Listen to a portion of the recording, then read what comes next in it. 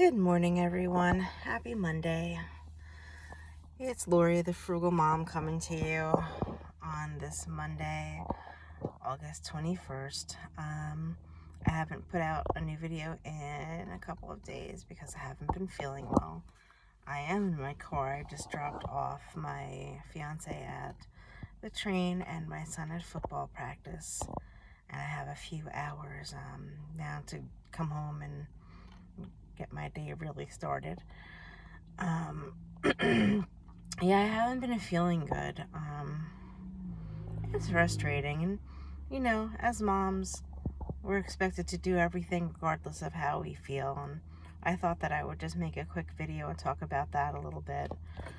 It's just hard sometimes. Something that you guys may not know about me is I suffer from multiple autoimmune conditions. I have diabetes, type 2, ulcerative colitis, fibromyalgia, GERD, which is not autoimmune, but it still throws another kink in there. I do have an ulcer that acts up once in a while. I suffer from chronic migraines, and for the past 4 days I've been dealing with one of those migraines, which is why I still have my sunglasses on. So it is not at its apex right now. Thankfully, it is actually on the downswing, which is good. So this is what life is like for me when I have one of those episodes. The pain gets so intense that sometimes I'm very sensitive to light, and I feel nauseous, I feel very weak and dizzy, I break out in cold sweats. It's really pretty terrible. It's hard to think straight at times. If the migraine is severe enough, I'm a little bit fuzzy mentally for a good 2 days afterwards. It just completely wipes me. I'm exhausted. All I do is really sleep, because sleep is the only escape that I really have from the discomfort. And if I didn't say it already, and if I do repeat myself, I apologize, because I'm kind of in that post-migraine aura right now. Ibuprofen and acetaminophen doesn't do anything even when combined, because we kind of build up a tolerance to it. So I'm going to be calling my neurologist today to see if he will prescribe me some steroids to kind of break the chain, the inflammation, because that's the only thing that will really take it away. And thankfully I don't get too many of this caliber, but I do have enough. Now, of course, there's some prescription medications that I can take. Unfortunately, my insurance, that I have state insurance, will not cover anything but sumatriptan, which is one of the older meds. It doesn't work for me. So there you have it, unfortunately. So eventually my neurologist will be able to get the insurance company to cover it, or the other medications that I could be taking that may work better for me. But for right now, that's all that I have. So basically, I still have to try to function and raise my kids and do things for my fiance and my sister and take care of my animals when I'm not feeling well. And it's hard. My kids will say things to me, but you're always sick. And yeah, I am sick quite a lot, or I just don't feel good. And it's frustrating because I don't want to be this way.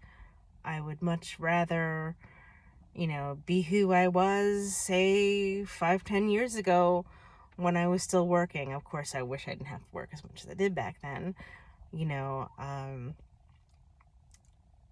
I don't even know how I would manage if I was working right now, and that's why I'm not, because I wouldn't be reliable. I used to fully support myself and my family, with the exception of child support, and there were some times where I didn't even have full child support, so I would work 2 and 3 jobs. And I'm used to that, and I'm used to being able to control the finances completely.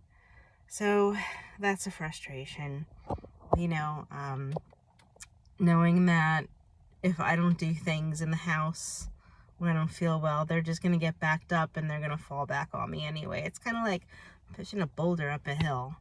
You know, like if you let go of it, it's going to roll back on you and crush you. And that's kind of what it's like for me. People will tell me, you know, my kids should do this, my kids should do that. And yeah, they're right. My kids should have certain chores, and they do help out a little bit around the house. But, you know, both of my kids are neurodivergent. And I know that that's not an excuse, and I have taught them how to do several things, and they are learning. You know, they, like I said, they will help out, but because of those neurodivergent issues, my daughter, for instance, she has a lot of tactile issues, and some of her chores she has difficulty with because of that. She also works quite a lot in the summer, and during the school year she volunteers, she works, and she's an honor student, so she helps as much as she can, but she doesn't really have a ton of time in her schedule. And, you know, my son, he's also neurodivergent. He has ADHD. And my daughter, I'll share with you, she is on the autism spectrum. She has what they used to refer to as Asperger's, and she also has OCD, and she has anxiety. So, you know, I'm very proud of both of them. They are awesome kids.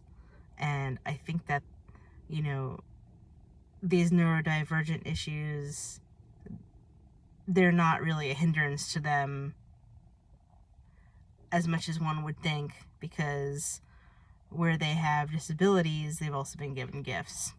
But enough about that. I'll talk more about them in another video. But, you know, I just wanted to see if any of you have, you know, chronic health issues like I do. See how you guys deal with it. You know, my sister, she's as helpful as she can be, but she's still recovering from her knee injury. And my fiance, he works just a lot. He's a great guy though, and he will help me as much as he has energy to when he gets home. A lot of the times the poor guy just has dinner and goes right to sleep.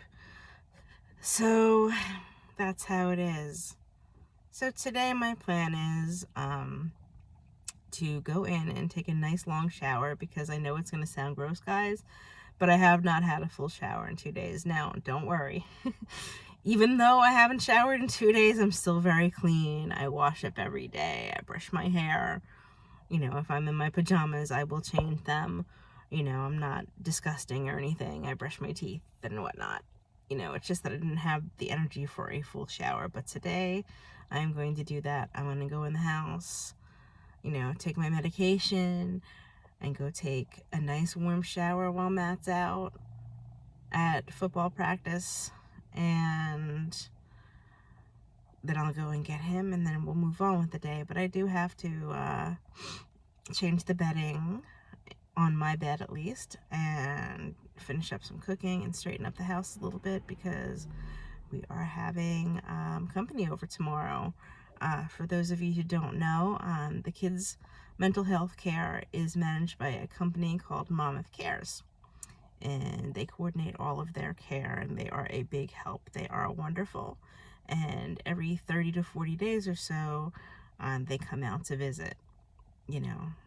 So we are due for that, and that is tomorrow. So I'm trying not to cancel it, even though I'm still not really feeling up to it. So we will see how the day goes. Oh my goodness, guys, see? I'm so tired, even though I slept a lot the past couple of days.